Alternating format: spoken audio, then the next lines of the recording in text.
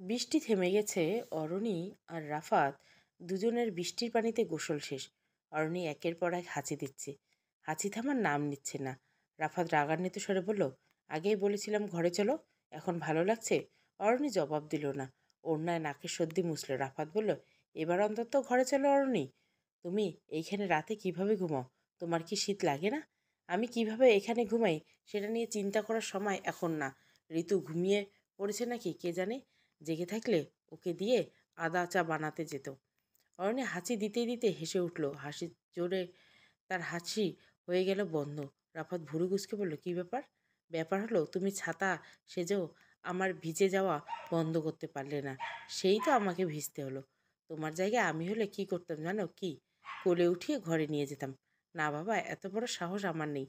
মাটি যেই পিচ্ছিল হয়ে আছে, এই অবস্থায় তোমাকে কোলে নিয়ে হাঁটতে গেলে ধপাস করে পড়ে কোমর আমার ভাঙবে। অরণ্য ক্ষিপ্ত দৃষ্টিতে বলল, এর মানে তুমি কি বলতে চাও আমি ভারী? ভারী তো বলিনি, কিন্তু কাদামাটির মধ্যে আমি একা হাঁটলে তো পিছলে যেতাম। সেখানে তোমাকে নিয়ে হাঁটা আরও বেশি রিস্ক হতো। অরণ্য কটমট দৃষ্টিতে বলল, কথা ঘুরানোর চেষ্টা করবে না আই শুয়ের, আমি এমন কিছু মিন করিনি। অরণি হাত ভেজ করে জেদি মেয়ের মতো বলল, আজকে আমি ভুলেও ঘরে যাব না, প্রয়োজনে সারা রাত এখানে বসে থাকো, এইভাবে হাসতে থাকবো। ঠিক আছে থাকো, একটু পর ছোট ছোট সাপেরা আসবে, তোমার সাথে বন্ধুত্ব করবে, তারপর আমাকে ভয় দেখিয়ে লাভ নেই। অরণি কণ্ঠ শুনে বোঝা গেল সে যথেষ্ট ভয় পেয়েছে। রাফাত জোরে হেসে উঠল, ওকে তাহলে গুড নাইট, তুমি বসে বসে সাপদের সাথে আড্ডা মারো, আমি গেলাম। অরণি ভাঙবে তবু মচকাবে না, তার ভয় লাগছে, কিন্তু এটা সে রিফাদের কাছে ভুলেও স্বীকার করলো না। বলল, সমস্যা নেই, চলে যাও তুমি, আমি ভয় পাই না। রাফাত সত্যি সত্যি চলে যাচ্ছে, কি খারাপ। অরণি মনে মনে সিদ্ধান্ত নিল, বেশি ভয় লাগলে সে উর্মিদের ঘরে চলে যাবে, তাও রাফাদের কাছে যাবে না। এই ভেবে অরণি চুপচাপ ওখানে বসে রইল। একটু পর রাফাত এলো, ব্যর্থ গলা বলল, ঠিক আছে যাও, আমি হেরে গেছি, তুমি জিতে গেছো, এইবার চলো। এই কথা বলে রাফাত অরণিকে পাজা কোলায় নিল। অরণি বিজয়িনীর মতো হেসে বলল, গাধা পানি খেলো ঘোলা করে খায়, হোয়াট ডু ইউ মিন? আমি গাধা? রাম গাধা। রুমে এসে সবার আগে ভেজা পোশাক বদলাতে হলো। অরণি খুব শীত শীত লাগছে, জ্বরটা মনে হয় আবার আসবে। রাফাত এখন টের পেলে ধমকানো শুরু করবে। অরণি চুপচাপ বিছানায় শুয়ে পড়ল। রাফাত কাছে এসে বলল, দেখি তোমার গা গরম কিনা। অরণি বলল, খবরদার, ডোন্ট টাচ। কি ভেবেছ সব ঠিক হয়ে গেছে? এখনো কিছুই হয়নি। অরণির রাগী কণ্ঠ শুনে ভ্যাবাচাকা খেয়ে রাফাত বলল, এর মানে কি হলো? আবার কি হলো? তোমার মতলব আমি বুঝি না ভেবেছ? গায়ে হাত দিচ্ছ কেন? আমার মন না ছুঁয়ে শরীর ছুতে চাও? আমার মন ছোঁয়ার মতো কোনো কাজ এখনো করনি তুমি। শুধু চটটা মেরেছিলাম বলে খারাপ লাগছিল, তাই তোমাকে ডাকতে গিয়েছিলাম। রেগেছিলে তাই মিষ্টি করে কথা বলছি, এর বেশি কিছু মিন করবে না। রাফা দীর্ঘশ্বাস ভরে বলল, আমি কিছু মিন করিনি, আমার ওই ধরনের কোনো ইন্টেনশন ছিল না। আমি শুধু দেখতে চেয়েছিলাম তোমার জ্বর আছে কিনা। আমি কি তোমাকে বলেছি হাত দিয়ে আমার জ্বর দেখতে? আচ্ছা সরি, আমার অনেক বড় ভুল হয়ে গেছে। অরণি কিছুক্ষণ চুপ করে থেকে বলল, কাল থেকে আমি আর কখনোই নিচে যাব না। তুমি ব্যবস্থা করে দিবে যেন আমার আর নিচে যেতে না হয়। কেমন ব্যবস্থা করে দেব? এই যে স্টোর রুমটা আছে সেখানে চুলা লাগিয়ে তুমি একটা রান্নাঘর বানিয়ে দিবে, আমি এখানে রান্না করব। খাওয়া দাওয়া সব এখানে করব, তুমি বাজার করে আনবে, তাহলে আর নিচে যাওয়ার প্রয়োজন পড়বে না। অরণি এই কথা আগেও অনেকবার বলেছিল, রাফাত তখন মানেনি, বরং অনড়কে বলেছে মানিয়ে নিতে। কিন্তু এখন মনে হচ্ছে আর এই কথা বলা সম্ভব না। আজকে বাড়িতে যে ঘটনাটা ঘটেছে তা ভুলে যাওয়ার মতো না। রাফাত নিজেই যে ঘটনা কোনোদিন ভুলতে পারবে না। অরণি সেটা কিভাবে বলবে ভুলে যেতে? রাফাত একটু ভেবে বলল, রান্না করার কথা যে বলছে, তুমি কি রান্না করতে পারবে রেগুলার? চেষ্টা করলে সব পারবো, তাছাড়া ঋতু তো আছে, ও আমাকে সাহায্য করবে, প্রয়োজনে ওকে আমরা এক্সট্রা করে টাকা দেবো। ঠিক আছে, সেটা না হয় করলাম, কিন্তু সকালে কি করবে? রান্নাঘর ঠিক করতে তো কমপক্ষে একদিন সময় লাগবে। এক সপ্তাহ সময় লাগলেও প্রবলেম নেই, আমি প্রয়োজনে না খেয়ে থাকবো। না খেয়ে থাকতে হবে না, আমি ঋতুকে বলে তোমার জন্য উপরে খাবার পাঠানোর ব্যবস্থা করবো, এখন শুয়ে পড়ো। রাফাত অরণির মাথায় হাত দিতে নিলে অরণি চটপট বলে উঠল, ডোন্ট টাচ মি। রাফাত রেগে গিয়ে বলল, ওকে কুল, তোমাকে টাচ করার জন্য আমি মরে যাচ্ছি না। অরণি মুখ ভেঙালো, মনে মনে ঠিকই হাসলো, টাচ করার জন্য কে মরে যাচ্ছে সেটা তো দেখতেই পাচ্ছে। রাফাত গিয়ে সোফায় শুয়ে পড়ল, আর অরণি জ্বরের কারণে অনেক রাত পর্যন্ত ঘুম এলো না। খারাপ লাগছিল আলমারি থেকে মোটা কাঁথা বের করে গায়ে জড়ানোর জন্য। তখন রাফাতের ঘুমন্ত মুখ ভালো মতো দেখে নিল। ছোট্ট সোফায় রাফাতের শরীর আটছে না, হাঁটু পর্যন্ত পা সোফার ভিতরে, বাকিটা বাইরে ঝুলে আছে। সেই অবস্থায় সে ঘুমিয়ে আছে। অরণি একটা টুল এনে রাফাতের পা দুটো তুলে উঠিয়ে রাখলো। তারপর বিছানায় বসে কল্পনা করতে লাগলো হাজারো অতীত। আচ্ছা, রাফাতের সাথে সে অন্যায় করছে না তো? তাদের সম্পর্কে সমীকরণ শুনলে যে কেউ বলবে অরণি দজ্জাল বউ, কিন্তু আসলে কি তাই? রাফাত অরণির সাথে কম অন্যায় করেনি। তার সবচেয়ে বড় অন্যায় ছিল অরণির ইচ্ছার বিরুদ্ধে তার বাড়িতে বিয়ের প্রস্তাব পাঠানো।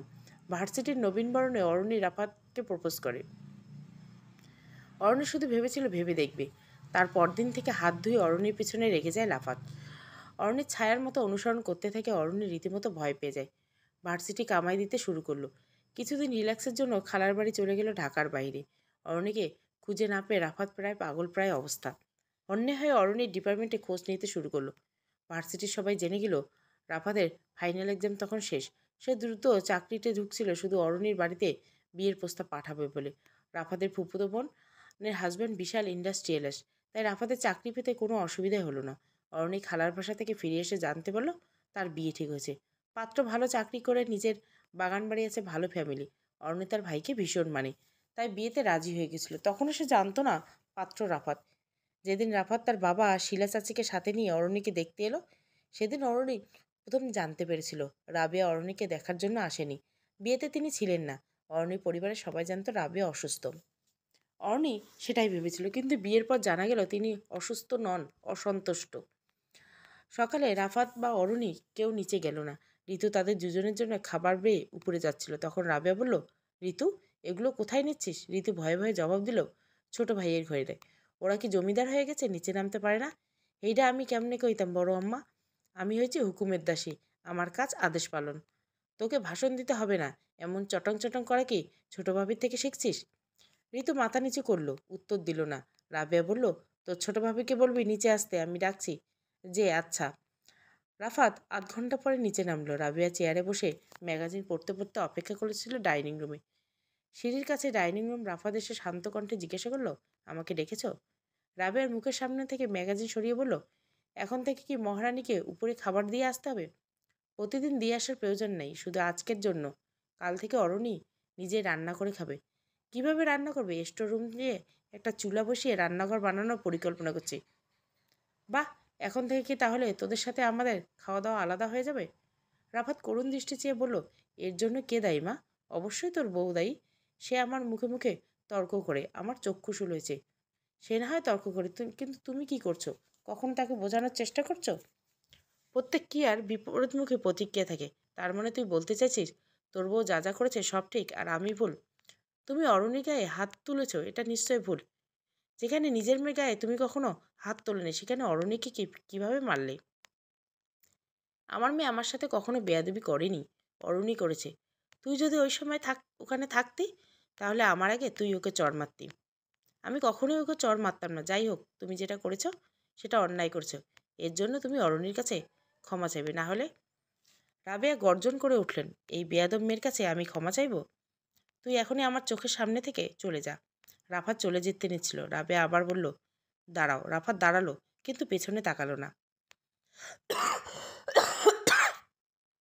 রাবেয়ার কাছে এসে বললেন, দিন দিন বউয়ের দালাল হয়ে যাচ্ছিস। রুমা ঠিক কথাই বললে। তুই ওকে চড় মারলি কোন সাহসে? বড় ভাইয়ের সাথে বেয়াদবি করা তোমার কাছে ঠিক মনে হচ্ছে? অরণি বেয়াদবি যদি তোর কাছে ঠিক মনে হয়, তাহলে রুমার বেয়াদবিও আমার কাছে ঠিক। তোর উচিত রুমার কাছে ক্ষমা চাওয়া। রাফাত শীতল হেসে বলল, আমি রুমার কাছে ক্ষমা চাইলে যদি তুমি শান্তি পাও, তাহলে আমি এক্ষুনি ক্ষমা চাইব। কথা বলতে রাফাত হাঁটতে লাগলো রুমার ঘরের দিকে। রাবেয়া এলেন পেছন পেছন। রুমা বারান্দায় দাঁড়িয়ে ফোনে কথা বলছিল। হুট করে রাফাত আর রাবেয়া সেখানে চলে এলেন। রাফাত নত মাথায় হাত জোর করে রুমাকে বলল, কাল তোকে থাপ্পড় মারা উচিত হয়নি। আমি অনেক বড় অপরাধ করেছি, সেজন্য সরি। আমাকে ক্ষমা করে দে। রুমা থতমত খেয়ে বলল, চরের কথা মনে পড়তে গালে হাত রাখলো। রাফাত মায়ের দিকে চেয়ে বলল, এভাবে চলবে নাকি পায়েও ধরতে হবে? রাবেয়া জবাব দিলেন না। গোসল শেষ করে ড্রেসিং টেবিলের সামনে দাঁড়িয়ে চোখে কাজল দিচ্ছিল। উর্মি এসে বলল, ভাবি, তোমার জন্য একটা সারপ্রাইজ আছে। উর্মি দুই হাত পেছনে গুটানো। অরণি হেসে বলল, কি সারপ্রাইজ দেখি? আগে বলো, সারপ্রাইজটা পেয়ে আমাকে কি দিবে? তুমি কি চাও? আজকের সন্ধ্যায় আমরা দুজন ফুচকা খেতে যাব। অরণি একটু ভেবে বলল, ওকে, যাব। এখন দেখো সারপ্রাইজ কি। উর্মি দুই হাত ধরা প্যাকেটটা অরণির সামনে এনে চিৎকার করে বলল, ট্যান ট্যানা ট্যান। অরণি খুলে দেখলো সেই ঐতিহাসিক শাড়িটা। শাড়ি দেখে অরণির চোখ ছানা পড়া। এই শাড়ি তুমি কোথায় পেলে? উর্মি মুখে হাত কাত নিয়ে ফিসফিস করে বলল, চুরি করেছি। এই কথা বলে সে চোখ মারল, যেন খুব বীরের মতো কাজ করেছে। অরণি রেগে বলল, এটা একদম ঠিক হয়নি। শাড়ি যেখান থেকে এনেছো সেখানেই রেখে আসো। উর্মি ভুরু কুচকে বলল, কেন? এটা তো তোমার শাড়ি, তুমি পছন্দ করে কিনেছো।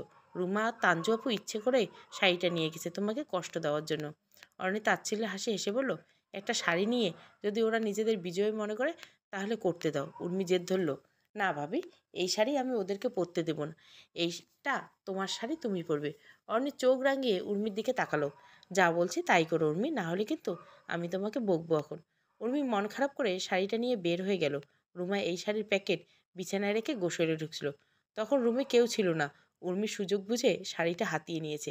এখন আবার রেখে আসতে গেলে নিশ্চয় ধরা খাবে। উর্মি শাড়িটা নিয়ে রুমার ঘরে গেল না, নিজের ঘরে ফিরে এলো।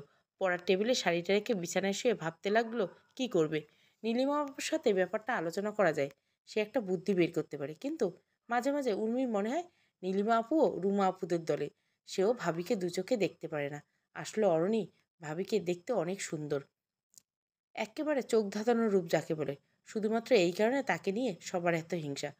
সবাই ভাবে অরণির রূপের অহংকারে এত চটাং চটাং কথা বলে। সবাই তার রূপের বড়াই, কিন্তু উর্মি জানে অরণি ভাবে রূপের বড়াই করে না। সে মানুষটা এমন নয়, রকচটা ধরনের, যে যেমন অরণি ভাবি তার সাথে ঠিক তেমন।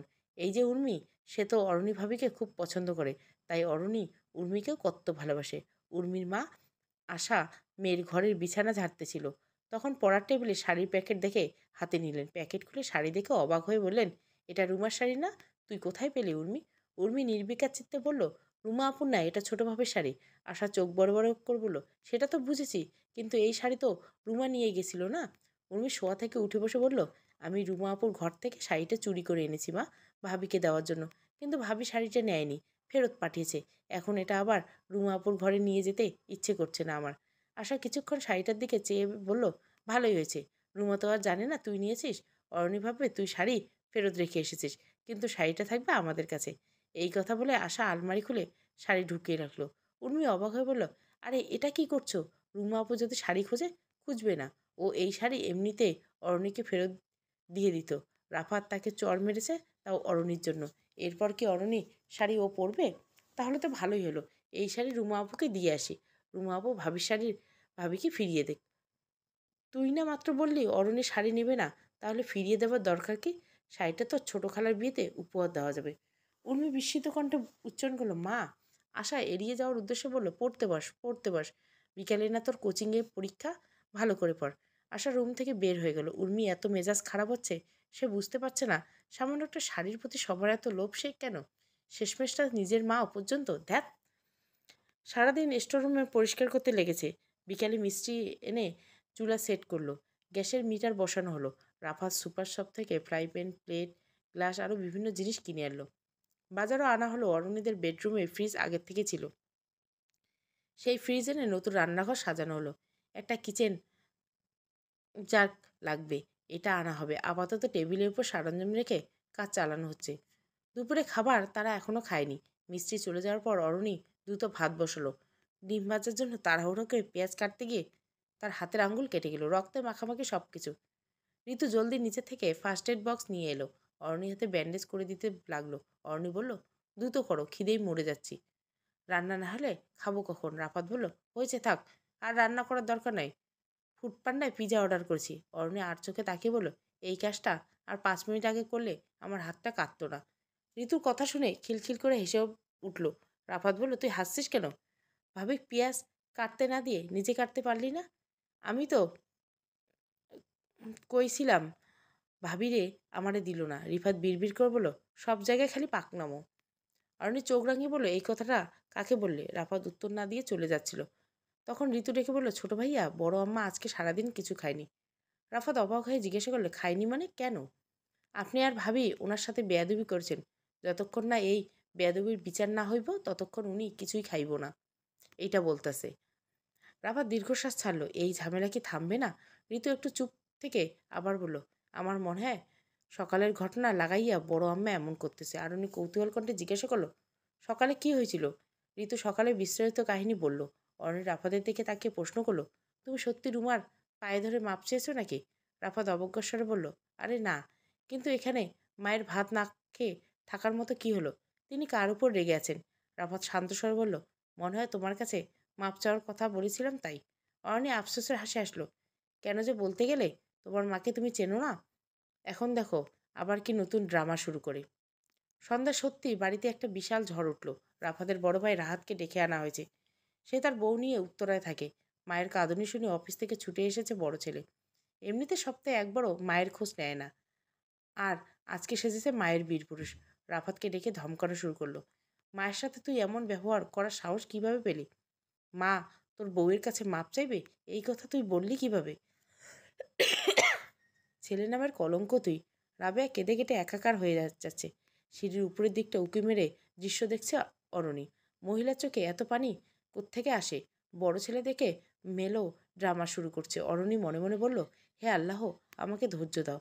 রাফাত মাথা নিচু করে বলল, আমি ভুল কিছু করিনি। মা অরণির গেলে চর মেরেছে।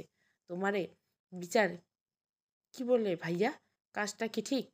তাই বলে তুই মাকে তোর বউয়ের পায়ে ধরে ক্ষমা চাইতে বলবি? পায়ে ধরার কথা আমি একবারও বলিনি। যাই বলছিস মিনিং তো একটাই, মাকে তোর বউয়ের কাছে মাথা ঝোঁকাতে হবে। মাথা ঝোঁকালে কেউ ছোট হয়ে যায় না। ক্ষমা চাওয়া মানে অপমান নয়। তাছাড়া মা যেটা করেছে সেটা যথেষ্ট অন্যায়। মায়ের উচিত ছিল নিজের থেকে ক্ষমা চাওয়া। রাবেয়া চোখ মুছে বিলাপ করতে বলল, শুনছিস তোর ছোট ভাইয়ের জবাব? আমার কথা তো বিশ্বাস করে না। এখন দেখ কত অধঃপতন হয়েছে ওর। রাফাত কপালে হাত দিয়ে বলল, this is just impossible. Rafat, তুই এত বদলে গেছিস। মা তোমার আর এখানে থাকার দরকার নেই। তুমি আমার সাথে আমার বাড়ি চলো। রাবেয়া বলল, না, আমি আমার নিজের সংসার ছেড়ে কেন যাব? গেলে অন্য কেউ যাবে, আমি না। রাহাত রাফাতের সামনে এসে বলল, দেখ রাফাত, আমি এত কিছু বুঝি না। তুই মাকে ক্ষমা চাওয়ার কথা বলে অপমান করেছিস। তিনি আমাদের মা, আমাদের মাথার ছায়া। তার সাথে এমন ব্যবহার করার আগে তোর একবার চিন্তা করা উচিত ছিল। এখন তুই চুপচাপ নিজের অপরাধের জন্য মায়ের কাছে ক্ষমা চাইবি, আর অরণিকেও বলবি ক্ষমা চাইতে। রাফাত মাথা নিচু করে বলল, আমি একবার কেন 100 বার ক্ষমা চাইব। ছেলে হয়ে যায় নিজের মায়ের কাছে ক্ষমা চাইতে লজ্জা কিসে? কিন্তু অরণি ক্ষমা চাইবে না, কারণ মা আসলে তার সাথে অন্যায় করছে। প্রথমত তার পরিবার নিয়ে কথা শুনিয়েছে, তারপর তার গায়ে হাত তুলছে। এত কিছু পরে যে অরণি এ বাড়িতে আছে, এটাই অনেক বড় ব্যাপার। ভাবির সাথে এমন হলে তুমি তখনই ভাবিকে নিয়ে বাড়ি থেকে বের হয়ে যেতে। তাই মায়ের উচিত অবশ্যই অরণির কাছে ক্ষমা চাওয়া। রাহাতের মাথায় রক্ত টগবগে উঠল। আমার মা ক্ষমা চাইবে? তুই আবার এই কথা বলিস? হ্যাঁ বলছি, মাকে ক্ষমা চাইতে হবে। নাহলে আজকের পর থেকে আমি মায়ের সাথে কোনোদিন কথা বলবো না। রাহাত ঠাস করে রাফাতের গালে চড় মারল। গরম কণ্ঠে বলল, তুই সেই কুলাঙ্গার যারা বউকে খুশি করার জন্য মায়ের সম্মানহানি করতে পিছপা না। ছি, ধিক্কার তোকে। এইবার অরণি আর চুপচাপ দাঁড়িয়ে থাকতে পারল না। মাথায় ঘোমটা টেনে নেমে এলো সিঁড়ি থেকে। বরফ শীতল কণ্ঠে বলল, আর আপনি কোথাকার কোন বীরপুরুষ? এতই যদি মায়ের প্রতি দরদ থাকে না কেন মায়ের কাছে? মা নাকি মাথার ছায়া? তাহলে মাথার ছায়া ফেলে চলে গিয়েছেন কেন? ও যদি কুলাঙ্কার হয় তাহলে আপনি হবেন অদম। যেই ছেলে বউ নিয়ে মায়ের সাথে একটা দিনও থাকতে পারে না, তার মুখে এত বড় কথা মানায় না। এতই যখন মায়ের প্রতি সম্মান, তাহলে নিজে এসে পাহারা দিন, বউকে এনে মায়ের সেবা যত্ন করান। আর সেটা যদি না পারেন তাহলে খবরদার মায়ের হয়ে তরফদারি করতে আসবেন না। অরণি রাফাতের হাত ধরে টেনে সেখান থেকে নিয়ে এলো। রাহাত অরণির মুখের উপর একটা জবাব দিতে পারল না। কেমন যেন পরিবেশ স্তব্ধ হয়ে গেল। অরণি রাফাতকে নিয়ে রুমে ঢুকে দরজা আটকে দিল। রাফাতকে বিছানায় বসে 2 হাত চেপে ধরল। এসব কি হয়ে যাচ্ছে বাড়িটাতে? অরণি সোফায় এসে বলল। রাগে তার বুক এখনো ধপ ধপ করছে, চোখ কান দিয়ে ধোঁয়া বেরোচ্ছে। রাফাত একটু পর দুর্বল করে বলল, তুমি কেন ওখানে গিয়ে কথা বললে অরণি? এখন আমার আবার সবাই তোমার পিছনে লাগবে। অরণি হুঙ্কার ছাড়লো, তো আমার কি করা উচিত? দাঁড়িয়ে দাঁড়িয়ে তোমার মার খাওয়া দেখবো? আমার স্বামীর গায়ে কেউ হাত তুলবে আর আমি সেটা নীরবে সহ্য করব? রাফাত হতবাক হয়ে গেল। অরণি এই জন্য এত রেগে আছে। তার নিঃশ্বাস নেওয়া দেখে রাফাত নিজেরই ভয় লাগছে। রেগে থাকলে অরণিকে ভয়ঙ্কর দেখায়। অরণির চোখ দুটো খুব বড়, রেগে গেলে আরো বড় হয়ে যায়। ওই দৃষ্টি কারো দিকে তাকালে সে হার্ট অ্যাটাকও করে ফেলতে পারে। রাফাত কিছুক্ষণ থম মেরে বলল, তুমিও তো আমাকে কথায় কথায় চড় মেরো। অরণি ফুঁসে উঠল, আমার চড় মারা আর মানুষের চড় মারা কি এক? আমার চড় খেয়ে তুমি মরে যাও। তাছাড়া আমি তোমাকে মারবো, কাটবো, যা ইচ্ছা তাই করব। কিন্তু অন্য কেউ যদি ফুলের টোকা দেয় তাহলে আমি সেটা সহ্য করব না। এবার সে যেই হোক, তাকে আমি ছেড়ে কথা বলবো না। রাফাত কি বলবে বুঝতে না পেরে হেসে দিল। হাসি পাচ্ছে আবার দুশ্চিন্তা হচ্ছে, এরপর কি হবে। রাহাত অরণ্যের মুখে মুখে তর্ক করতে পারল না, কিন্তু রাফাত অরণ্যের চলে যাওয়ার পর মায়ের কাছে এসে ঠিকই বলল, এই বেয়াদব মেয়ের সাথে তুমি কিভাবে আছো মা? একটা কথা বলি, ওদের আলাদা করে দাও। রাফাত তো গোল্লায় গেছে বউয়ের কথা শুনতে শুনতে। ও এখন আর তোমার কন্ট্রোলে আসবে না। এই ছেলের সাথে থাকলে তুমি শুধু অপমান আর অসম্মানে পাবে। রাবেয়া ছেলের কথা শুনে তেতো হয়ে বলেন, বেয়াদব হলে সে উচিত কথাই বলেছে। রাফাত এত কিছুর পরেও আমার সাথে আছে, কখনো আমাকে ছেড়ে যাওয়ার কথা চিন্তা করেনি। কিন্তু তুই কি করছিস? বিয়ের আগে জানিয়ে দিচ্ছিস একসাথে থাকতে পারবি না। যেদিন বিয়ে হলো তার পরের দিন সকালে বউ নিয়ে ভাড়ার ফ্ল্যাটে চলে গেলি। সেই তুলনায় রাফাত তোর থেকে ঢের ভালো। আমাকে সে কখনো ছেড়ে যাবে না। রাহাত অবাক হয়ে বলল, বাহ, এখন রাফাত ভালো হয়ে গেছে? যেই ছেলে বউয়ের সামনে দাঁড়িয়ে মাকে অপমান করে সে ভালো, আর আমি আলাদা আছি বলে আমি খারাপ? তুই ভালো না খারাপ সেটা বোঝার সুযোগ তো পেলাম না। দূরে থাকলে সবাই ভালো, কাছে থাকলে কেবল বোঝা যায় কে কেমন। মা, বিশ্বাস করো, যদি অফিসটা দূরে না হতো তাহলে আমি কখনো তোমাকে ছেড়ে যেতাম না।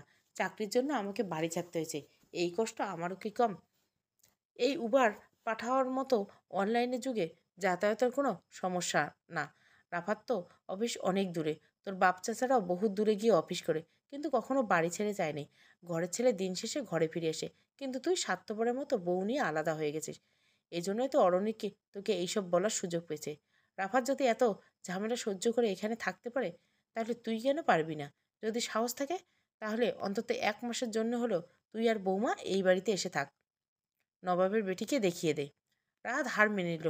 ঠিক আছে মা, তুমি যা বলছো তাই হবে। শুধু 1 মাসের জন্য না, আমি সারা জীবনের জন্য দীপ্তিকে নিয়ে এই বাড়িতে চলে আসবো। রাবেয়া ছেলের জবাবে ভীষণ সন্তুষ্ট হলো।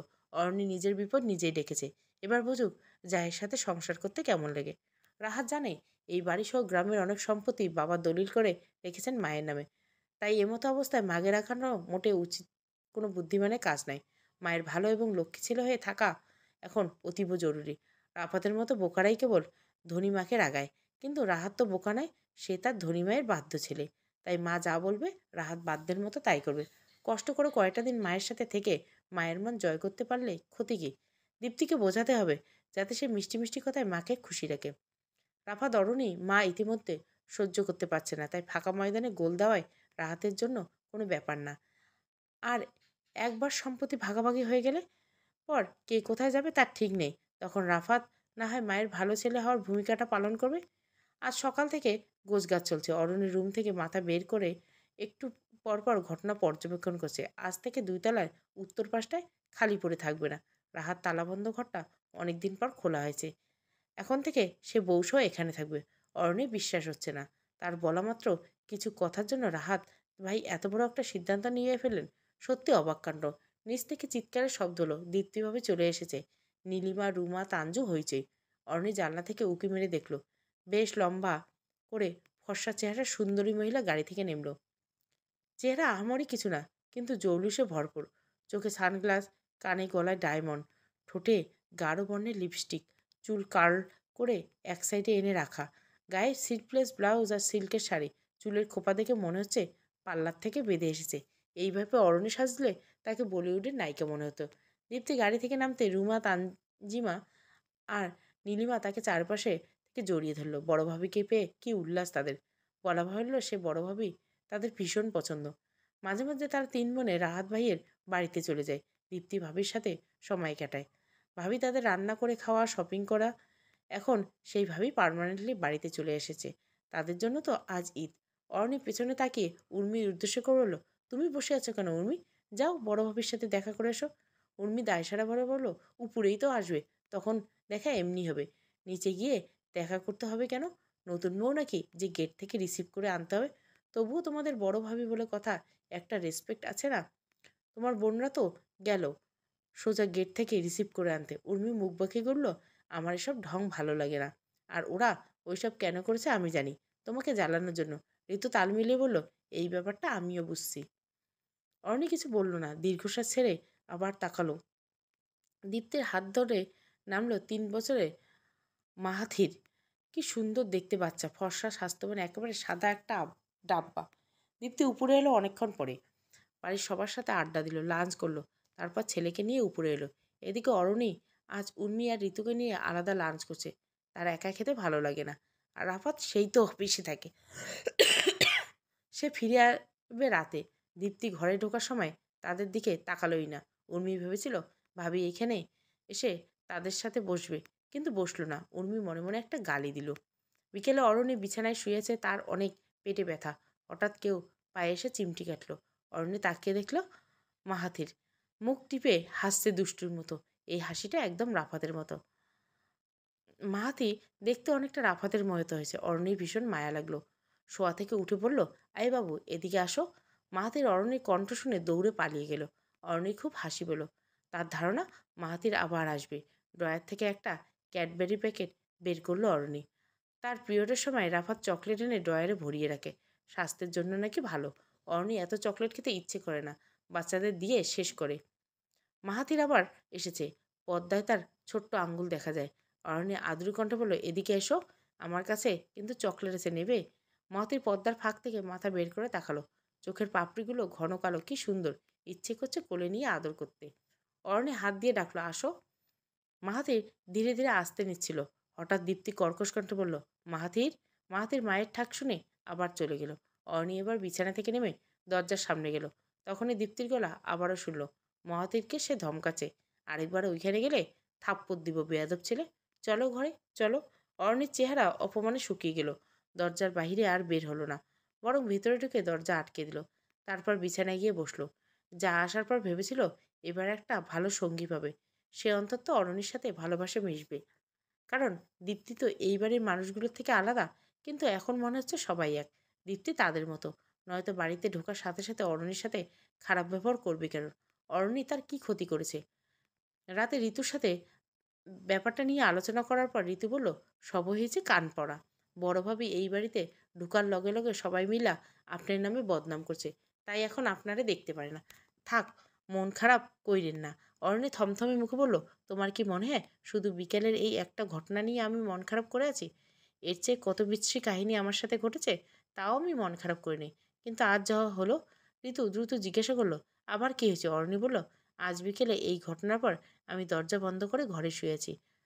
তখন তোমার বড় আম্মা আর বড়ভাবে ছাদে বসে গল্প করছিল। গল্প তো না, আমার নামে ক্রিটিসিজম। ঋতু মুখ কুচকে বলল, কিসিজম? ক্রিটিসিজম মানে সমালোচনা করা আর কি। আমি নাকি বেয়াদব, মুখে মুখে তর্ক করি, আমার পারিবারিক কোনো শিক্ষা নেই, বাবাহীন মেয়ে বলে আমার এই অবস্থা। আরও অনেক বাজে বাজে কথা, সেসব আমি মুখে আনতে চাই না। ওইসব উনি আমাকে আগে সরাসরি বলতেন, তখন এত খারাপ লাগতো না, কিন্তু এখন সম্পূর্ণ নতুন একটা মানুষের সামনে আমাকে হেনস্থা করে যাচ্ছেন। আর কিভাবে সহ্য করবে বলো তো? অরণির কণ্ঠ ভিজে আসছে। সে কি কাঁদছে? অরণির মতো কঠিন মেয়েও কাঁদতে পারে। ঋতুর মনটা এতটা খারাপ হলো, ইচ্ছে করলো ছোট বাবুকে জড়িয়ে ধরে সান্ত্বনা দেয়, কিন্তু সেই সাহস আর নেই। ঋতু ক্ষিপ্ত কণ্ঠে বলল, আজকে ছোট ভাইয়েরা আইতে দিন, তারপর আমি সব বলতেছি। অরণির চোখ গরম করে বলল, খবরদার ঋতু, ওকে এসব কিছু বলবে না। কেন কমু না? ওকে এসব বললে বাড়িতে আবার একটা বড় সিন ক্রিয়েট করবে। এমনিতেই খুব হাঁপিয়ে উঠেছি, আর কত? তাছাড়া দেখলেই তো গতকাল কিভাবে রাহাত ভাই ওকে চড় মেরে দিল। আমি চাই না তোমার ছোট ভাই সিনক্রেট করতে গিয়ে আবার কারো হাতে চড় খাক। আমি ওর অপমান আর সহ্য করতে পারবো না। তার চেয়ে ভালো ওরা ওদের মতো থাকুক, আর আমি আমার মতো। ওদের সাথে তো আমার কথা বলার কোনো প্রয়োজন হচ্ছে না। একা থাকতে থাকতে আমার অভ্যাস হয়ে যাবে। কিন্তু তাই বইলা একই বাড়িতে এমনি কাউরে পাত্তা না দিয়ে চলান যায়? আপনি কয়দিন চলবেন? ওরা যেই মানুষ আপনারে অতিষ্ঠ বানাই ছাড়বো। অরণ্য মুচকি এসে বলল, কিছু করার নেই। তোমার ভাই তো আর আমার জন্য তার পরিবারকে ছাড়বে না। ঋতু দীর্ঘশ্বাস পেল। তার এখানে কিছু বলার নেই। রাতে রাফাত বাড়ি ফিরে বুঝলো অরণি ভালো নেই। বিছানায় চুপ করে শুয়ে আছে। রাফাত কথা বলতে গিয়ে ধমক খেয়েছে। মেয়েটার কি হলো? ঋতু রাফাতকে টেবিলে খাবার বেড়ে দেওয়ার সময় রাফাত জিজ্ঞাসা করলো, তোর ভাবির কি হয়েছে, রেগে আছে কেন? ভাবির পেটে ব্যথা বাড়ছে, তাই এমন করতেছে। রাফাত সন্দেহ তবু দমল না। অর্ণির পেটের ব্যথার জন্য এমন করবে না। আজ দুপুরে তার পেটে ব্যথা করছিল, রাফাত ফোন করেছিল। তখন তো অরণি এইভাবে কথা বলেনি। এখন নিশ্চয়ই কিছু হয়েছে। রাফাত ঋতুকে ভালো মতো চেপে বলল, আমার কাছে কিছু লুকাবি না ঋতু, তাহলে সমস্যা বাড়বে। সত্যি করে বল, বড় বাবার সাথে কিছু হয়নি তো আবার? ঋতু ঘরের দিকে একবার উকি দিয়ে দেখলো অরণি কি করছে। তখন নিশ্চিত হলো সে অরণি তাদের কথা শুনবে না। তখন রাফাতের কাছে এসে পুরো ঘটনা বলল। রাফাত কথাগুলো শোনার পর আর ভাত খেতে পারল না। এই সমস্যার সমাধান না করা পর্যন্ত তার গলা দিয়ে খাবার নামবে না। রাফাত সাধে চলে গেল। দুশ্চিন্তা তার পিছু ছাড়ে না। পারিবারিক এই ঝামেলা দ্রুত মেটানোর প্রয়োজন। কি করবে রাফাত? কি এর করা যায়? চট করে মাথায় একটা বুদ্ধি এলো। রাফাত দ্রুত সিঁড়ি ভেঙে নিচে নামতে লাগলো। ইদানিং তার অবস্থা হয়েছে যে রাফাত নিচে নামা মানে বাড়ির বড়সড় ঝগড়া হওয়া। ঋতু ভীত গলায় বলল, ছোট ভাইয়া যাইয়েন না। রাফাত কোনো জবাব দিল না। সোজা বাবা মায়ের বেডরুমে চলে গেল। রাফাত বাবা নির্মল সাহেব টিভি দেখছেন। পাশে তার স্ত্রী বসে গায়ে লোশন মাখছেন। রাফাত ভেতরে ঢুকতে দেখে রাবেয়া মুখ ফিরিয়ে নিলেন। রাফাত মায়ের সাথে তর্কে গেলেন না, সরাসরি বাবার কাছে গিয়ে বসলো। বাবা কেমন আছো? ছোট খেলাকে দেখে নীলমা সাহেব টিভি বন্ধ করলেন। তারপর স্মিত হেসে বললেন, আলহামদুলিল্লাহ ভালো। তোর অবস্থা কি? অফিস থেকে কখন ফিরলি? এই তো কিছুক্ষণ আগে। আজ আমি তোমার কাছে একটা বিচার দিতে এসেছি। নির্মল সাহেব ভুরু কুঁচকে গেলেন। তিনি স্ত্রীর দিকে তাকালেন। রাবেয়া ভয়ে আড়ষ্ট। ছেলেটার কি মাথা খারাপ হয়ে গেছে? বাবাকে এসব বিষয়ে টানছে। নির্মল সাহেব কখনোই পারিবারিক কলহে নিজেকে জড়ান না, কিন্তু রাফাত যেহেতু এইভাবে বলছে বিচারের কথা, তার মানে অবস্থা গুরুতর। অতএব নির্মল সাহেব খুব মনোযোগ দিয়ে ব্যাপারটা বুঝলেন। তিনি মাথা নেড়ে বললেন, কি বিচার শুনি? আজ আমি অরুণীদের বাড়িতে, মানে আমার শ্বশুর বাড়িতে গিয়েছিলাম। তারপর শারমিন আন্টি আমাকে চড় মেরেছে। নির্মল সাহেব চোখ মুখ কুঁচকে বললেন, মানে বিয়ান তোকে চড় মারবে কেন? তুই কি করছিস?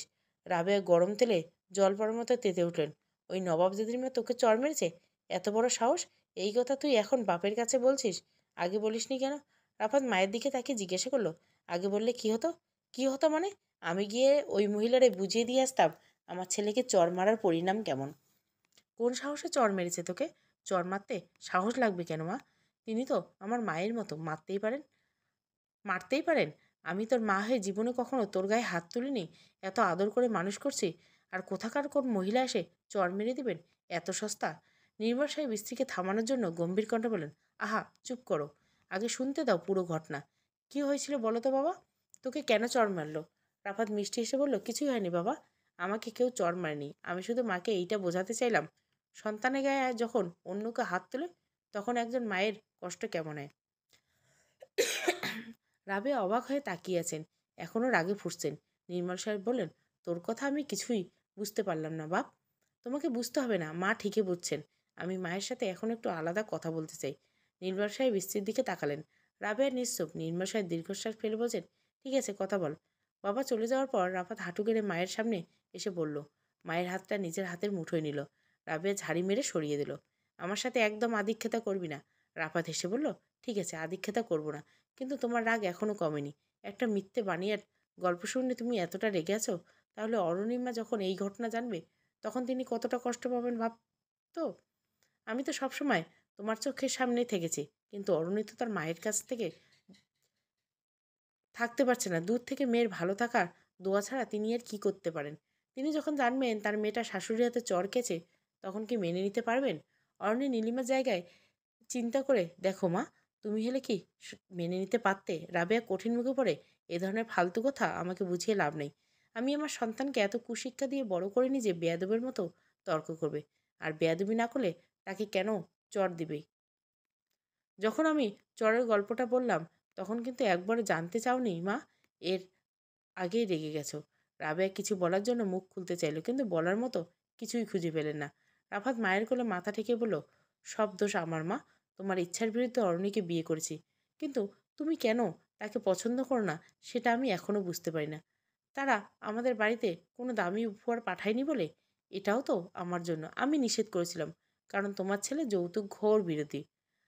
মায়েরা তো সন্তানদের ভালো শিক্ষা দেয়, তাহলে তুমি মা হয়ে কেন খারাপ কাজে বাধ্য করছো বলো তো? অরণির গায়ে এই ক্ষোভ থেকে তুমি হাত তুলেছ, এইটুকু বোঝার মতো বুদ্ধি আমার হয়েছে। ব্যাপারটা শুনতে কত বিশ্রী লাগে মা, যৌতুকের জন্য পুত্রবধূর গায়ে হাত তোলা।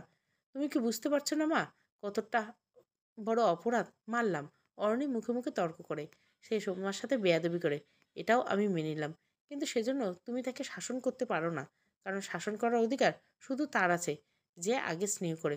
তুমি কি কখনো অরণিকে স্নেহ করেছো? মেয়েটা যেদিন প্রথম এই বাড়িতে এসেছে, সেদিন থেকে খারাপ ব্যবহার করে ওর মনটা তুমি নষ্ট করে দিয়েছো।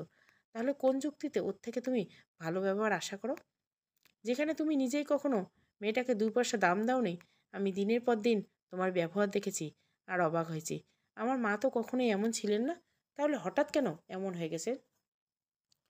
অরণির কাছে কোনো লজ্জা হয় আমার, জানো? ওর সামনে মাথা তুলে আমি দুই কথা বলতে পারি না, শুধুমাত্র তোমার ব্যবহারের জন্য। এমন তুমি কেন করছো মা? কি শান্তি পাচ্ছ এসব করে? আমার তো কেউ ভালো নেই মা। আমি হাঁপিয়ে উঠেছি মা, আমার দম বন্ধ লাগে। প্লিজ এইবার অন্তত বন্ধ করো, প্লিজ থেমে যাও। রাবেয়ার কোল ভিজে গেছে। রাফাত চোখের জল। রাবেয়া কি বলবেন বুঝতে পারল না। কিছুক্ষণ আমতা আমতা করলো। অবশেষে বললেন, তুই কি চাস? কিছু চাই না, শুধু ভালো থাকতে চাই। ছেলে হয়ে মায়ের কাছে এইটুকু চাওয়া কি খুব অন্যায়? আমি কি অরণ্যের কাছে ক্ষমা চাইলে তাহলে সব সমস্যা মিটে যাবে? ঠিক আছে, ক্ষমা চাইব, কিন্তু শর্ত আছে। কি শর্ত? অরণ্যকে আগে আমার সাথে কথা বলতে হবে। রাফাত মাথা নেড়ে বলল, ঠিক আছে, আমি এখনই অরণ্যকে ডাকছি। রাফাত 5 মিনিটের মধ্যে ফিরে এলো অরণ্যের সাথে কথা বলে। অরণ্য দ্বিধাকণ্ঠে অন্যদিকে তাকায়নি, বলল, কেমন আছেন মা? রাবেয়া একইভাবে অন্যদিকে চেয়ে বলল, আমাকে ক্ষমা করে দাও। রাবেয়ার মুখে ক্ষমা শব্দটা শুনে অরণ্য হতবিম্বল দৃষ্টিতে তাকালো।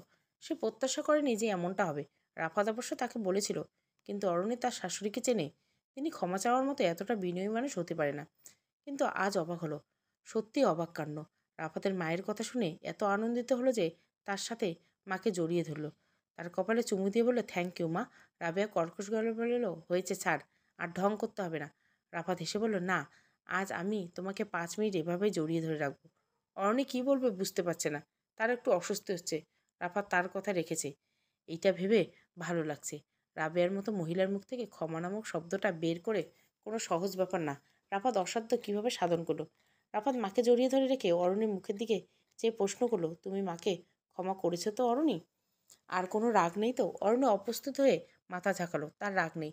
রাবেয়া বললেন, রাগ থাকার প্রশ্নই আসে না। শোনো অরণি, আমি জীবনে তোমার শ্বশুরের কাছে ক্ষমা চাইনি। ঝগড়ার পর প্রত্যেকবার সেই আমার কাছে মাথা ঝুঁকেছে। কিন্তু এই প্রথমবার আমি কারো কাছে ক্ষমা চাইলাম, শুধু ছেলের মুখের এই হাসিটা দেখার জন্য। এই কথা বলে রাফাতের চেহারায় আদর করে হাত বুলিয়ে দিলেন রাবেয়া। রাফাত হো হো করে হেসে বলল, তাহলে তো বলতে হয় আমি খুব ভাগ্যবান। আমার জন্য মা 50 বছরের রেকর্ড ভেঙে কারো কাছে প্রথম ক্ষমা চাইলেন। ছেলের কথা শুনে রাবেয়া ঝলমল করে হেসে উঠলেন। মা ছেলের খুনসুটি দেখে অরণে হাসি পাচ্ছে না, পাচ্ছে কান্না। চোখ ভিজে আসছে আবেগ। এত আবেগই কেন? রাফাত সিঁড়ি দিয়ে উপরে উঠতে উঠতে জিজ্ঞাসা করলো, কেমন লাগছে এখন? অরণি কোমল হেসে বললেন, ভালোই। ভালোই? মা ক্ষমা চাইবে এটা এক্সপেক্ট করেছিলে? না। তাহলে আনএক্সপেক্ট সারপ্রাইজ পেয়ে কেমন লাগলো? বললাম তো ভালো। এখন থেকে আর কোনো ঝামেলা হবে না অরণি। সব ঠিক হয়ে যাবে, বাড়িতে শান্তি বিরাজ করবে। অরণি দীর্ঘশ্বাস বলল, তাই যেন হয়। রাফাতের চেহারা থেকে খুশির ভাব ছুটছে না।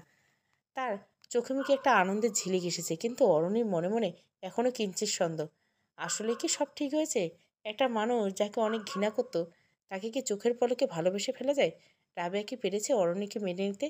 মনের এই অযাচিত সন্দেহ ব্যাপারে রাফাতের সাথে কোনো কথা বলল না অরণি। ছেলেটা খুশি আছে, থাকুক এভাবে। নিজের মনের দুশ্চিন্তা রাফাতের মনে ঢুকিয়ে তার মনের শান্তি নষ্ট করার কোনো প্রয়োজন নেই। কি অদ্ভুত!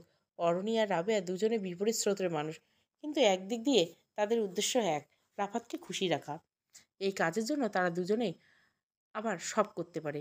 অরণি বারান্দায় দাঁড়িয়ে আছে। খুব বিরক্তিকর হলেও তাদের বারান্দা থেকে দীপ্তির বারান্দাটা আবার দেখা যায়। রাহাত ভাই যদি এখন কোনো কারণে বারান্দায় এসে দাঁড়ান, তাহলে অরণি আর এখানে দাঁড়িয়ে থাকতে পারবে না। তাকে চলে যেতে হবে ভিতরে। কি যন্ত্রণা! রাফাত অরণির পাশে এসে দাঁড়ালো। মৃদু কণ্ঠে প্রশ্ন করলো, কি করছো? কিছু না, চাঁদ দেখছি। রাফাত অরণের দিকে তাকিয়ে রইল। অরণি একটু পর বলল, তুমি এখানে দাঁড়িয়ে আছো কেন? আমিও চাঁদ দেখছি। অরণি রাগার চেষ্টা করলো, কিন্তু তার হাসি পেয়ে গেল। সেই হাসি প্রশ্রয় পেয়ে আচমকা রাফাত কাছে এসে শক্ত করে ধরিয়ে চলল অরণির কোমর। অরণির চোখ দুটো রসগোল্লার চেয়েও বড় করে বানিয়ে বলল, কি হচ্ছে? পাশে কাদের বারান্দা দেখেছো? কেউ যদি চলে আসে? এলে কি হবে? কি হবে মানে? দেখে ফেলবে তো। আমি তো চুরি করছি না যে দেখে ফেললে সমস্যা হবে। কোনো ইল্লিগ্যাল কাজও করছি না, এখানে পুরোটাই লিগ্যাল।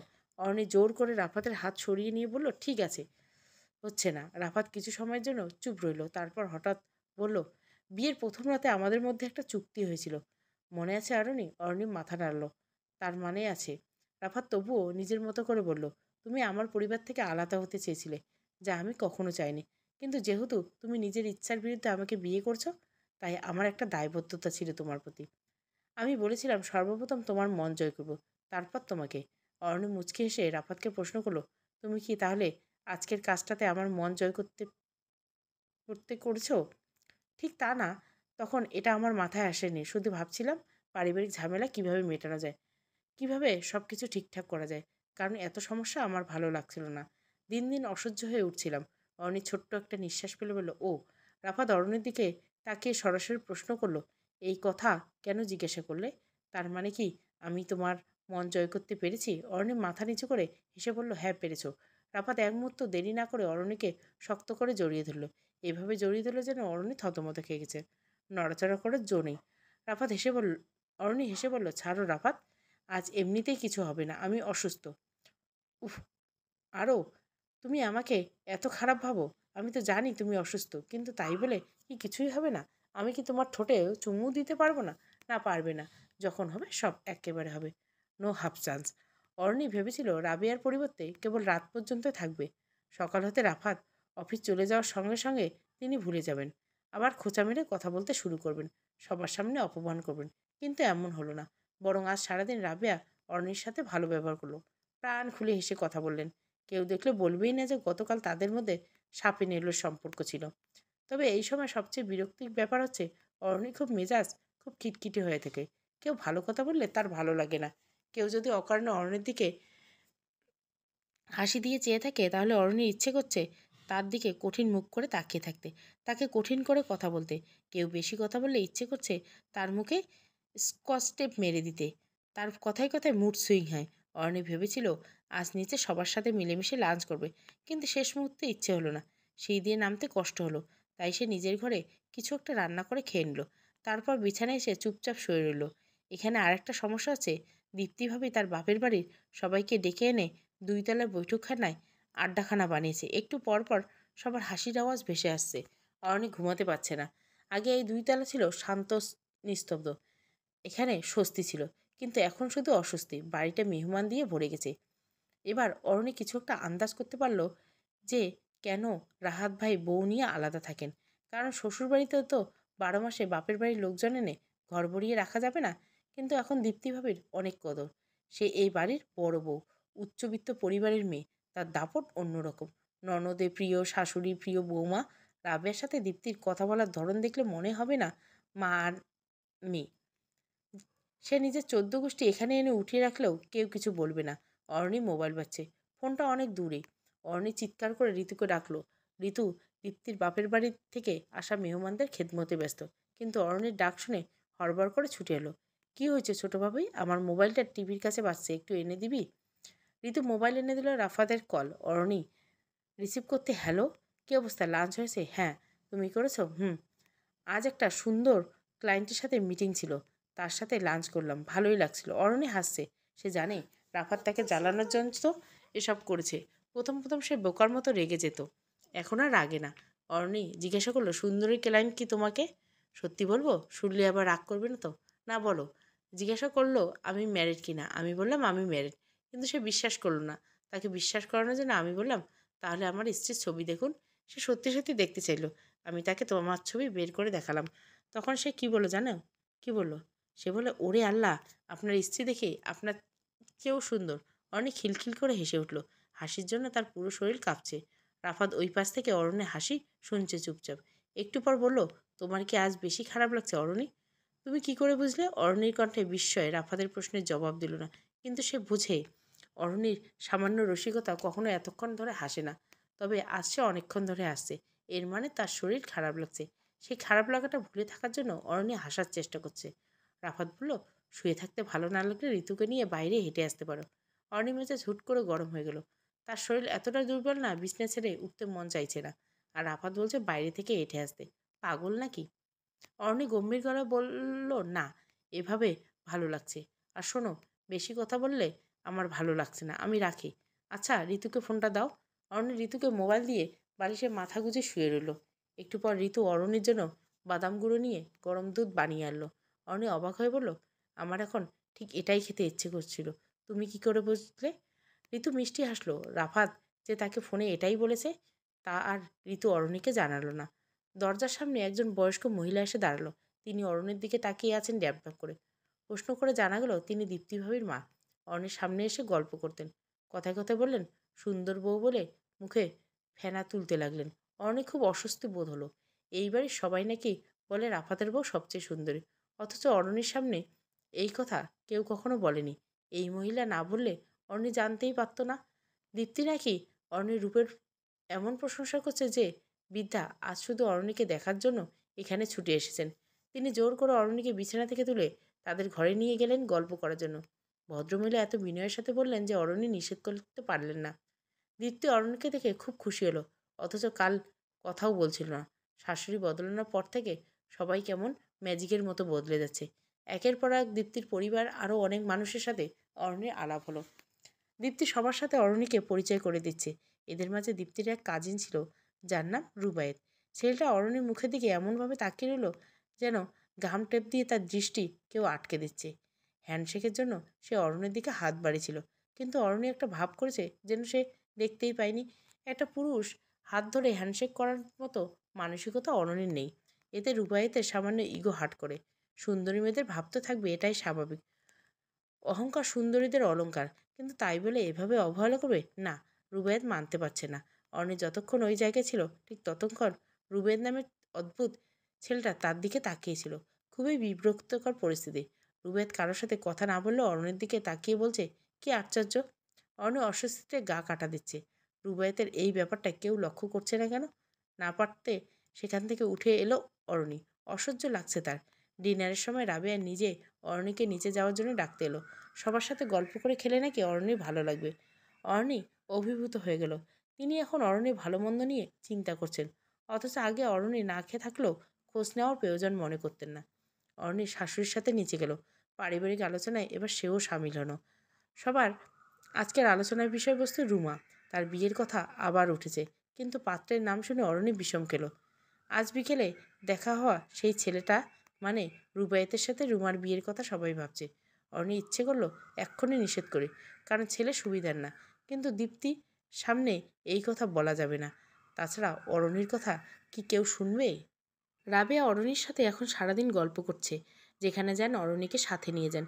কিছু খেলে অরণিকে ডেকে খাওয়ান। বাড়ির সবাই যখন একসাথে জরুরি আলোচনা করে, তখন রাবেয়া উঁচু গলায় বলেন, অরণি কোথায়? আমাদের সাথে এসে বসো। বলো মা, এই বিষয়ে তোমার কি মতামত? বড় চাচির এমন পরিবর্তন দেখে রুমা আর তানজিমা অবাক। রাবেয়া যখন সবার মাঝে অরণিকে প্রাধান্য দেয়, ননদরা তখন হিংসাত্মক দৃষ্টিতে তাকিয়ে থাকেন। আশা মানে ছোট চাচি অরণিকে আগে পছন্দ করতেন না। এখন তিনি এসব দেখে ভেতরে ভেতরে জ্বলছেন। রাবেয়া অরণির নাম নিলে সকলের মুখ মলিন হয়ে যায়। আগে থেকে রাবেয়া সকলের সামনে কথায় কথায় অরণিকে অপমান করতে, তখন অনেকে আড়ালে খুশি হতো। তারা এখন হিংসায় জ্বলে যাচ্ছে। অরণি ইদানিং নিজেকে এইবারই যোগ্য ছোট বউ বলে মনে হচ্ছে, আগে যেটা কখনোই মনে হতো না। রাবেয়ার সাথে অরণির সুসম্পর্ক গড়ে ওঠা দেখে সবচেয়ে বেশি খুশি হয়েছে উর্মি আর শিলা চাচি। তবে ঋতু এখনও রাবেয়াকে সন্দেহ করে। তার ধারণা রাবেয়া হুট করে আবার বদলে যাবেন। সন্ধ্যায় অরণি টিভি দেখতে বসেছিল। তার প্রিয় একটা সিনেমা চলছে। পুরোনো দিনের বলিউড মুভি এত সুন্দর ছিল। অরণি আমির খান আর জুই চাওলার কাহিনী দেখে একা একা বসে হাসতে হাসতে লুটোপুটি খাচ্ছেন। দীপ্তি তখন অরণির ঘরে ঢুকলো। মধুর হাসি দিয়ে বলল, কি দেখছো অরণি? অরণি সোজা হয়ে এসে গায়ের ওড়না ঠিক করলো। ভাবি এসো, আমি একটা সিনেমা দেখছি। খুব মজার সিনেমা। হ্যাঁ, অনেক মজার। আমির খান আর অজয় দেবগন দুই বন্ধু। ওদের কাণ্ড কারখানা দেখলে আপনি না হেসে পারবেন না। দীপ্তি অরণির পাশে বসলো। সিনেমা দেখার ইচ্ছে নেই তার একদম, কিন্তু রাহাত বলেছে অরণির সাথে খাতির করতে, কারণ মা এখন অরণিকে খুব দেখতে পাচ্ছেন। মা যাকে পছন্দ করবেন তার সাথে ভালো সম্পর্ক রাখতে হবে, তাহলেই মা খুশি থাকবেন। তার মাকে খুশি রাখাই তাদের প্রধান কাজ, কারণ মা কোনো সাধারণ মানুষ না, অনেক ধন সম্পত্তির মালিক। সিনেমার সবচেয়ে কমেডিয়ান সিন হলো আমির আর অজয়ের পাইপ ধরে দুই বিল্ডিংয়ের সামনে ঝুলে থাকা। ভয়ে দুজন চিৎকার করছে। অজয় তার হিরোইন কাজলকে দেখতে গিয়ে তার এই বিপদের সম্মুখীন। অরণ্যে হাসতে হাসতে বলল, ভাবি খুব মজার। দীপ্তি একদম মজা লাগছে না। অরণ্যের হাসি দেখলে তার গা জ্বলছে। তবু হেসে বললে, হ্যাঁ খুব মজা। নাম কি ছবির? ছবির নাম এক্সট। আচ্ছা অরণি শোনো, যে কারণে এসেছিলাম সেটা কারণটা বলি। ও, তুমি দরকারে এসেছো? আমি ভাবলাম এমনি। ঠিক আছে বলো। অরণি টিভির সাউন্ড কমিয়ে বলল। দীপ্তি বলল, মা তোমাকে নিচে যেতে বলছে। সবজি পকোড়া ভাজা হয়েছে তো, তাই সবাই একসাথে খাবো। অরণি অনীহা দেখে বলল, আমি সবজি পকোড়া খাবো না, মাকে বলে দাও। মা শুনবেন না অরণি, তুমি না গেলে তিনিও খাবেন না, প্লিজ চলো। অরণি দীর্ঘশ্বাস ছেলে টিভি বন্ধ করলো। পছন্দের মুভিটা দেখা গেল না। থাক, পরে দেখে নেবে। সে তো নেটফ্লিক্সে দেখেছিল। অরণি দীপ্তির সাথে নিচে নামলো। রাবিয়া অরণির জন্য সবজি পকোড়া আলাদা রাখছেন। অরণি একদম খেতে ইচ্ছে করলো না। সে তেলে ভাজা জিনিস তেমন পছন্দ করে না, তাই পকোড়াগুলো সে রাফাতের জন্য রেখে গেল। অফিস থেকে এসে রাফাত খাবে। রাবেয়া অরণিকে বলল, এদিকে এসো মা, তোমাকে একটা জিনিস দেখাবো। অরণি রাবেয়ার সাথে তার শোবার ঘরে গেল। রাবেয়া ড্রয়ার খুলে ফ্যামিলি অ্যালবাম বের করলো। রাফাতের ছোটবেলার ছবি অরণিকে দেখে নানান গল্প শুরু করলেন। অরণি ছোট্ট রাফাতকে দেখে অবাক। মনে হচ্ছে যেন মাহাথিরকেই দেখছে, শুধু ক্যামেরার রেজলিউশন একটু খারাপ। এছাড়া মাহাথির আর রাফাতের ছোটবেলার ছবির তেমন কোনো পার্থক্য নেই। অরণি প্রথম গল্প শুনতে ভালো লাগতো, কিন্তু এখন খুব বোরিং লাগছে। ঘুম চলে আসছে। রাবের সংসার থেকে শুরু করে নিজের পরিবারের ইতিহাস পর্যন্ত সব বলে ফেলেছেন। তার কোন দুঃসম্পর্কের চাচার প্রেম কাহিনীও বলতে লেগেছেন। অরণি রীতিমতো ঘুমের জন্য হাই তুলল। রাবেয়া অরণির হাতের উপর হাত রেখে বলল, সত্যি করে একটা কথা বলো তো অরণি, তোমার কি এখনও আমার উপর সন্দেহ হচ্ছে? ভাবছো আমি তোমাকে পছন্দ করার নাটক করছি, কিন্তু মনে মনে আগের মতো আছি? অরণি আশ্চর্যভাবে বলল, না তো, এরকম আমার কেন মনে হবে? রাবেয়া মসৃণ হাসি দিয়ে বলল, মনে না হলে ভালো। আসলে আমি অনেক ভেবেছি, তোমার সাথে রেষারেষি করে আমার কোনো লাভ নেই। তোমাকে কষ্ট দেওয়া একই কষ্ট আমার ছেলেও পাবে। আর মা হয়ে আমি আমার ছেলের কষ্ট মানতে পারবো না। আমি খারাপ শ্বশুর হতে পারি, কিন্তু খারাপ মা নই। অর্ণি ইতস্তত হয়ে বলল, জি সেটা অবশ্যই। খারাপ মা বলে কিছু হয় না, সন্তানের ভালো মা এই চাই। একদম ঠিক বলেছ, তোমার যখন সন্তান হবে তখন আরও ভালো করে বুঝবে। অর্ণি এই কথা শুনে লজ্জা লাগছে। ইস, তার যদি মহারথীর মতো ফুটফুটে একটা ছেলে থাকতো, যাকে দেখলেই রাফাতের কথা মনে পড়বে।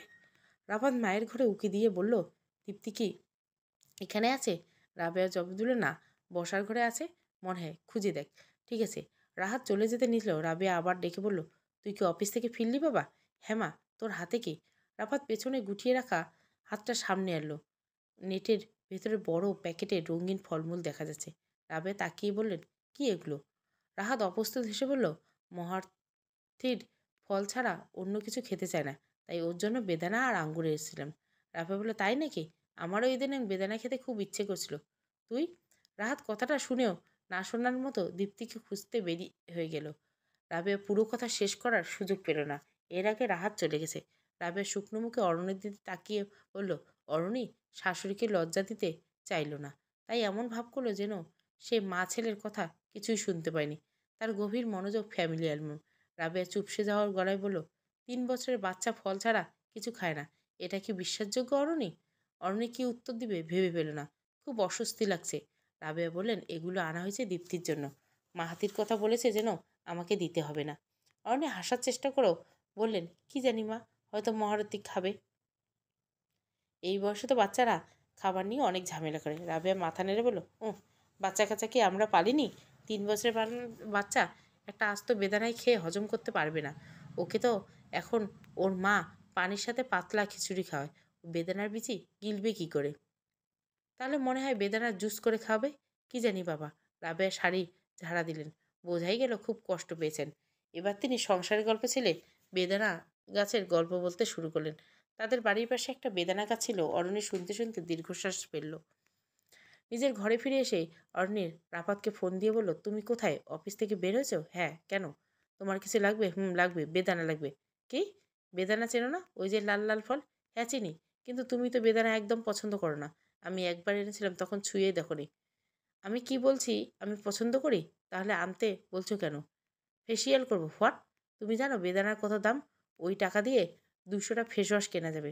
অরণি হাসতে হাসতে বলল, বেদানা আনতে বলেছিলাম মানে আনবে। এত কথা শুনতে চাই না। বেদানা ছাড়া আজ তোমার ঘরে ঢোকা নিষেধ। এই কথা বলে অরণি ফোন কেটে দিল। রাফাত পড়ে গেল মহাবিপদে। এখন বেদানা কোথায় পাবে? রাতে 1 কিলো বেদানা নিয়ে রাফাত ঘরে ফিরল। অরণি খুশি খুশি কণ্ঠে বলল, বেদানা এনেছো? হ্যাঁ, এই তো। এখন বলো তো কি করব? আমি কিছু করব না, তুমি করবে।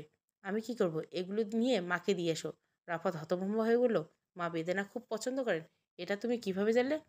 মা তো নিজের পছন্দের কথা সহজে কাউকে বলেন না। বুদ্ধি থাকলে সব জানা যায়। আর প্লিজ, আমি যে তোমাকে বেদানা আনতে বলছি এটা আবার মাকে বলে দিও না। তুমি বলবে তুমি নিজেই এনেছো। বাজারে বেদানা দেখে তোমার মায়ের কথা মনে পড়েছিল তাই। মিথ্যে কথা বলবো? তো কি হয়েছে? মিথ্যে বললে তো তোমার আর দাঁত পড়ে যাচ্ছে না। আচ্ছা ধরো বললাম, তারপর কি হবে? কিছুই হবে না, তুমি যাও তো। অনি জোর করে রাফাতকে মায়ের ঘরে পাঠালো। রাফাত মায়ের হাতে বেদানা তুলে দেওয়ার পর মার মুখ চমকে গেলেন। রাফাত অরণির শিখিয়ে দেওয়া মিথ্যে কথাটাই বলল। এই কথা শুনে রাবেয়ার চোখে পানি চলে এলো। তিনি চোখের আঁচলে চোখ মুছে রাফাতের কপালে চুমু দিলেন। রাফাত বিস্ময়ে বাকরুদ্ধ। সামান্য একটা জিনিস পেয়ে মা এত খুশি হয়ে গেলেন! রাফাত তো ভাবতেই পারছে না। তার অসম্ভব অবাক লাগছে। মা এত নরম মনের মানুষ হয়ে না। আজ কি হলো তার? রাফাত ঠিক করছে এখন থেকে প্রতিদিন অফিস থেকে ফেরার সময় মায়ের পছন্দের কিছু নিয়ে আসবে। মা যখন এত খুশি হয়, তিনি তো ছোটবেলায় রাফাতের সব আবদার মিটেছেন, কিন্তু নিজে কখনো আবদার করেনি। তাই বলে তার কি আবদার নেই? নিশ্চয় আছে, কিন্তু মুখ ফুটে কখনো বলেন না। রাফাত ঘরে ফিরে আসার আগে অরণি আগ্রাহী কণ্ঠে জিজ্ঞাসা করলো, বেদানা দিয়েছো মাকে? রাফাত ঝলমলে কণ্ঠে বলল, তুমি কি ম্যাজিক জানো অরণি? সামান্য বেদানা কিনে আনলাম, আর মা আমাকে এমনভাবে আদর করলেন যেন আমি এখনো বাচ্চাই আছি। ছোটবেলার কথা মনে পড়ে যাচ্ছে, লজ্জা লাগছে এখন। অরণি খিলখিল করে হেসে ফেলল। রাফাত মুগ্ধ হয়ে তাকিয়ে রইল। অরণি এখন আর রাফাতের সাথে ঝগড়া করে না, সবসময় মিষ্টি করে কথা বলে। আগে পরিবারে অশান্তি নিয়ে অরণির মেজাজ খারাপ থাকতো, কিছু বলতেই তেতে উঠতো, কিন্তু এখন ধীরে ধীরে অরণি আগের মতো হয়ে যাচ্ছে। ভার্সিটিতে প্রথম দিন দেখা সেই শান্ত মেয়েটি। রাফাত এই কয়েকদিনে অরণিকে খুব ভালো মতো চিনেছে। অরণি এমন একটা মেয়ে যাকে জয় করতে খুব বেশি কিছু দরকার না, শুধু ভালোবাসা হলেই চলবে। যে অরণ্যের কাছে খারাপ, অরণ্য তার কাছে আরও খারাপ, একেবারে রুদ্রমূর্তি। আর যে অরণ্যের কাছে ভালো, অরণ্য তার জন্য যান প্রাণ ঢেলে দিতে প্রস্তুত। সকাল সকাল আবার দীপ্তির বাপের বাড়ির লোকজন এসে হাজির। তাদের হইচই শুনে অরণ্যের ঘুম ভাঙল। রাফাত তখন অফিসে চলে গেছে। অরণ্য দেখল তার দরজার কাছে মাহাতির ছোট্ট ছোট্ট পায়ে হেঁটে বেড়াচ্ছে। অরণ্য কোনো কথা বলল না, নিঃশব্দে দরজার কাছে গিয়ে দাঁড়ালো। তারপর হুট করে মাহাতিরে হাত ধরে ফেলল। মাহাতির প্রথমে ভয় পেল, তারপর অরণ্যের মুখ দেখেই কিটকিট করে হেসে উঠল। অরণ্য আজ এই কিউট ডাব্বাটাকে ইচ্ছে মতো পাপ্পা দিবে। মাহাতির অরণ্যকে দেখলে দৌড়ে পালায়, কিন্তু এখন কিভাবে পালাবে? অরণি তাকে ধরে ফেলেছে। মাহাতিরকে কোলে নিয়ে অরণি রুমে চলে যাচ্ছিল। পিছন থেকে একটা শীতল কণ্ঠ বলে উঠল, হাই ভাবি, কেমন আছো? অরণি পেছনে তাকিয়ে দেখল রুবায়েত। ছেলেটাকে দেখলে অরণির ঠোঁটে হাসি মিলিয়ে গেল, চোখের দৃষ্টি কঠিন হলো। রুবায়েত মুচকি এসে বলল, আপার কাছে শুনলাম আপনি নাকি দারুণ চা বানান, খেতে ইচ্ছা করছে হট ভাবির হাতে এক কাপ হট চা। অরণি গরম কণ্ঠে বলল, কি বললেন আপনি? হট ভাবি মানে? অনি এমনভাবে ফুঁসে উঠছে যে রুবায়েত একটু ভড়কে গেল। মনে হচ্ছে মেয়েটা এখনই চিৎকার করে চত্থাপ্পড় ধরনের কিছু একটা মারবে। তাই দ্রুত পরিস্থিতি সামলে বলল, মনের রাগের কথা বলছি। আপনি যেভাবে চোখ গরম করে তাকিয়ে থাকেন, মনে হয় খুব রাগ আপনার। রাগী ভাবে অরণির দৃষ্টি তাকিয়ে রইল। ছেলেটা কুচি করতে করতে ইচ্ছে করছে। দীপ্তি এসে বলল, অরণি, সবার জন্য একটু চা বানাও তো। আমার ভাইয়ের আবার তোমার হাতে চা খাওয়ার খুব শখ। তোমার বিখ্যাত চায়ের গল্প শুনেছিলাম তো। অরণি ভালো চা বানায়, এটা সত্যি, কিন্তু এই খচ্চরকে চা খাওয়াতে ইচ্ছে করছে না। তবে যেহেতু সবাই খাবে, তাই অরণি চা বানাতে লাগলো। বড় ট্রেতে চায়ের কাপগুলো সাজিয়ে যখন অরণি ড্রয়িং রুমে ঢুকলো, খেয়াল করে রুবের তার দিকে চেয়ে আছে, ঠিক সেদিনের মতো নিষ্পলক। অরণি শরীর জ্বালা করতে লাগলো। এই ছেলের হাতে চায়ের কাপ তুলে দিতে ভয় লাগছে। যদি সুযোগ বুঝে অরণির হাত ছুঁয়ে দেয়। চাহনি দেখে তো মনে হচ্ছে এমন কিছু মতলব আছে। অরণি সবাইকে একে একে চা দিল। রুবায়েত অপেক্ষা করছিল কখন তার সময়টা আসবে। অরণি সর্বশেষ কাপটা রুবায়েতের কাছে নিয়ে আসলো। রুবায়েত ঠোঁটের হাসি আরও বিস্তৃত হলো, চোখের দৃষ্টি গাঢ় হলো। সে হাত বাড়িয়ে আছে কাপ নেওয়ার জন্য। অরণি দীপ্তির কাছে কাপটা দিয়ে বলল, তোমার ভাইকে পাস করো তো ভাবি। দীপ্তি অরণি থেকে কাপ নিয়ে রুবায়েতকে দিল। অরণি খালি ট্রে নিয়ে চলে যাচ্ছে। রুবায়েতের চেহারাটা তখন দেখার মতো ছিল। অরণি তোমার জন্য পার্ট 2। ভালো লাগলে অবশ্যই লাইক, শেয়ার এবং সাবস্ক্রাইব করবেন। Thank you for watching.